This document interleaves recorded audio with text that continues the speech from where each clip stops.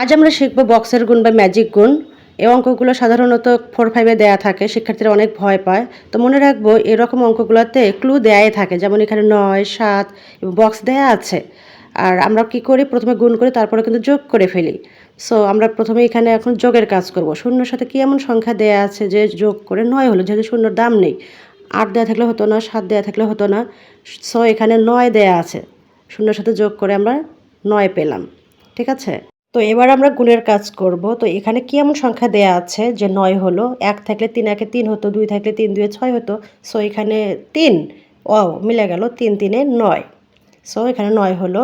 আর এবারে 3 2 6, এবার অলরেডি এখানে 9 আমরা আগেই লিখেছি। আমরা মনে রাখবো এখানে সবসময়ই 0 থেকে 9 পর্যন্ত সংখ্যায় দেয়া থাকে, এর বেশি থাকবে না। তো এখানে 9 আর 6 যোগ করলে হয় 15, 15 5, হাতে রইল 1, 6 এর সাথে 1 যোগ করলে 7 হয়। তো লিখলাম, কত সহজ।